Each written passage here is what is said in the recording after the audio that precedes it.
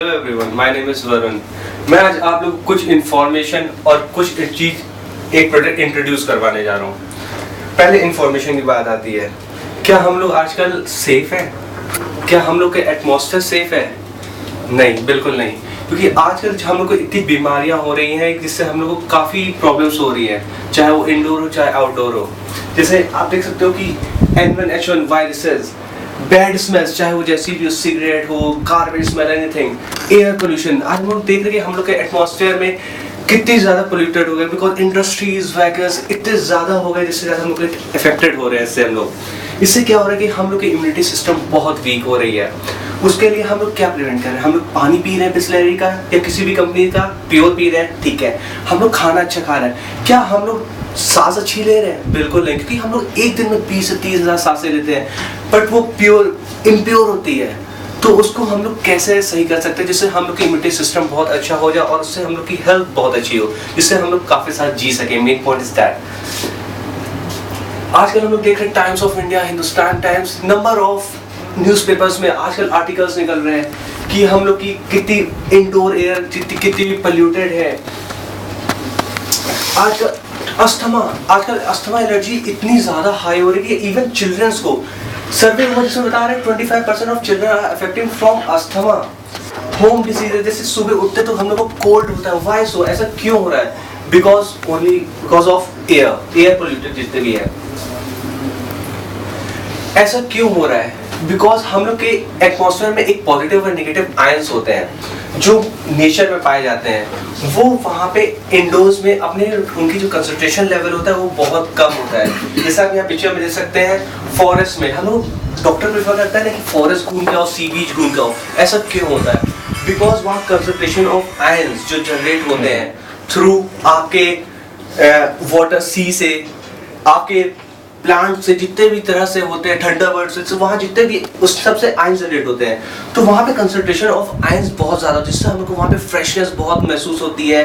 We feel good, हम लोग को ऐसा लगता है कि वह क्या एकदम मॉर्निंग में उठ के आए, ऐसा फील होता है। बट वहाँ पे आप कभी भी जाओ तो ऐसा फ्रेश होता है। बट इंडोर में हम लोग के रूम के अंदर हम लोग कितनी सफोकेशन महसूस होती है, हम लोग को कितनी बैड स्मेल्स आती हैं, हम लोग कितनी तरह की एलर्जीज वहाँ पे ट्रिगर होती है हम लोग को, बिकॉज वहाँ पे कंसंट्रेशन ऑफ आयंस बहुत कम होते हैं। अब हम लोग उसको कंसंट्रेशन ऑफ आयंस फॉरेस्ट कैसे इंक्रीज कर सकते हैं? Now I am going to introduce one product. Introduce one product called plasma cluster ion, जिसमें क्या है, सेम आयंस जो एटमॉस्फेयर में वहां पे फॉरेस्ट में मिल रहे हैं, पॉजिटिव और नेगेटिव आयन, सेम वो रिक्रिएट करता है आपके रूम के अंदर। रूम क्रिएट करने के बाद वो एटमॉस्फेयर में जो वाटर मॉलिक्यूल्स अवेलेबल होता है, जिससे हम लोग को नमी महसूस होती है, ये उससे अटैच हो जाता है, जिससे उनकी लाइफ बढ़ जाती है। प्लस वो इससे मिलने के बाद क्लस्टर जो फॉर्म हो जाता है पूरे रूम में, चाहे आपके कहीं कोई भी छोटा पार्टिकल हो, वो एयर के थ्रू पूरे मूव होगा रूम में, और कहीं पे भी बैक्टीरिया, वायरसेस, मोल्ड, फंगस जो भी होगा उसको किल करेगा। और उसको किल कैसे करेगा? जस्ट सी, यहाँ आपका पॉजिटिव और नेगेटिव आयंस एयर के थ्रू मूव कर रहे हैं, उसको कहीं पे भी बैक्टीरिया मिलेगा, वो पॉजिटिव और नेगेटिव आयन उससे अटैच हो जाएंगे और उससे पूरा सर्कल से अटैच कर लेंगे, जिससे क्या होगा, पॉजिटिव और नेगेटिव आयंस मिल जाएगा, जिससे ये इन लोग की जो पावर होगी वो इंक्रीज हो जाएगी।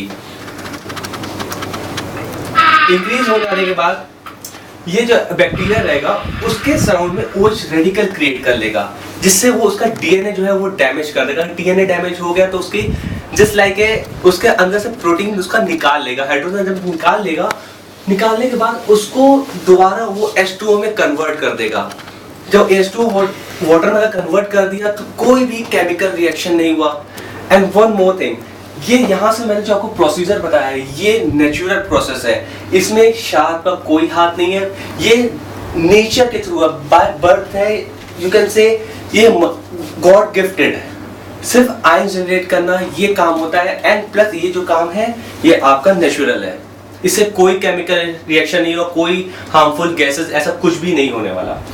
ये पीपल फ्रेंडली है, because same positive and negative ions जो मेरा ऑलरेडी बता चुका, जो फॉरेस्ट में मिल रहे हैं, सेम पॉजिटिव और नेगेटिव आयंस ये जनरेट कर रहा है। People friendly. उसके बाद क्या है, ये हाइड्रोजन जो आपका एक हाइड्रोजन OH रेडिकल फॉर्म कर रहा है, उसके बाद ये इसको वाटर मॉलिक्यूल में ट्रांसफर कर दे रहा है। This is very powerful also, जिसमें आपको वाटर मॉलिक्यूल में ट्रांसफर कर रहा है।